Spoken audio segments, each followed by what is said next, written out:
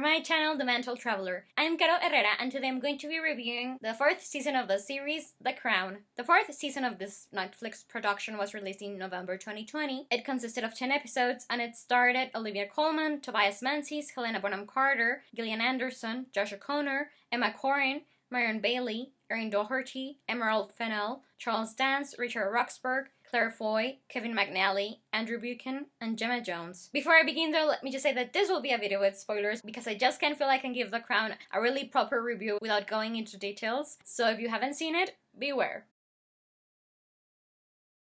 I always loved history, and I've been a big fan of the British royal family for over a decade now, so that's why I'm a royalist and an Anglophile. I love watching shows and movies about them, as well as reading biographies and historical fiction novels that deal with the lives from William the Conqueror to William and Kate's children's. So yeah, back before the first season of The Crown ever aired, I was really excited for it, and I made a trailer reaction video for its first trailer ever, and to this day is one of my most viewed videos on my channel. But yeah, I've seen and loved and reviewed every single season so far. And before season 4 came out, I rewatched all of the previous seasons so that I could be like more prepared and in tuned. And I've been watched all 10 episodes of the 4th season the day that they were released. And I've then watched one episode per day after that.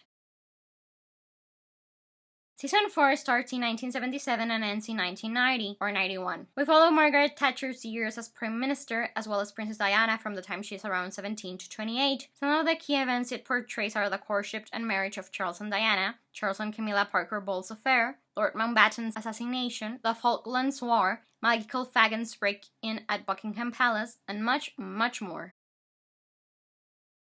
I give the 4th season of The Crown a 10 out of 5 stars review because I really enjoyed it. I think I like it more than season 2 and 3, so it's my favorite season alongside number 1. It exceeded all my expectations. The new cast finally grew on me, and I just can't recommend it enough. And it's just perfect, and it keeps getting better and better with every passing season. And everything about this show is perfect, from its costume department to its soundtracks, its special effects, its sets, but most of all, its scripts and its performances. And I mean, since I'm a journalist, the level of research of this show is just awe-inspiring. I'd love to have that job of being like the historian of The Crown and getting to do all the research about everything. It's a dream job. But yeah, as a history lover, it's so refreshing to watch The Crown because before I'd always concentrated on everything that happened like from the Middle Ages up to the end of World War II. So I've learned so much about the second half of the 20th century through this show. And I mean, in this season I learned about the Falklands War, about the intruder who broke into the Queen's bedroom, and about how the Queen's had 2 first cousins who had been institutionalized and hushed away for having the minds of 3-year-old child. But also I learned so much about Margaret Thatcher. Before watching season 4, I had really no idea who she was, except that she'd been the first female prime minister and that she had been a sort of controversial figure. And I think I did see Meryl Streep playing her in The Iron Lady, but I can't remember much about it. So yeah, what actually struck me the most learning in season 4 about her was that even though she's like a sort of feminine icon in Britain, she really wasn't that feminist in the sense that she thought women were too emotional to have positions in power, and she adored her son and didn't really care for her daughter. She adored her father and didn't really care for her mother either. She thought that men were like this powerful, strong beings that she had to sort of subject to. It was really interesting to see her complex character. But yeah, anyways, another thing that I really liked about The Crown was that in this season, we got to see more about the Queen's children.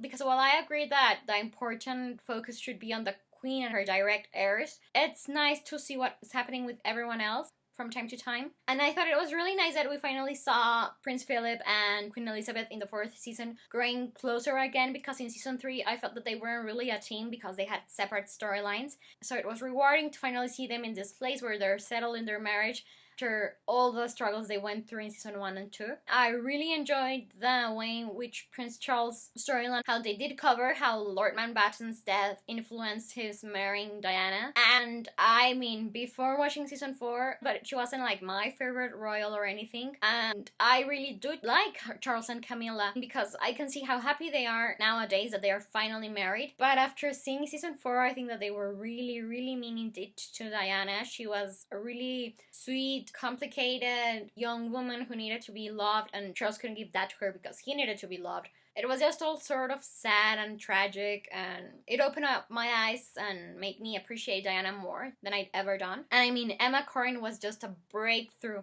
I can't believe that this was her first real acting job. She just totally owned the role of Diana. I've seen reviews where people just can't find anything to complain about her because she's perfect. So it was really cool to see this discovered talent developing on screen. Anyways, at the moment, season 5 is set to be released until 2022, and there will also be a 6th and final season one day. And these 2 seasons will have a new cast. Queen Elizabeth will be portrayed by Imelda Staunton, Prince Philip will be portrayed by Jonathan Pryce, Leslie Manville will play Princess Margaret, and Elizabeth Debicki will play an older Princess Diana. But yeah, when seasons 5 and 6 are released, you can be sure that I will be watching them and reviewing them. For the moment though, this is all I have to say about this 4th season of The Crown. Thank you so much for watching my review of it. I really appreciate it, and I hope you enjoyed it. Please let me know if you did or if you didn't, as well as what are your own thoughts regarding the British royal family, the crown, anything that's relevant. Also, in the description box below, you can find links to the IMDB page for The Crown, as well as links to my review for all previous seasons of The Crown, as well as links to all previous seasons of The Crown. Anyways, I'm Caro Herrera, the Mental Traveler, and I hope you have a wonderful day wherever you're in the world. I'll be seeing you soon. Take care and goodbye!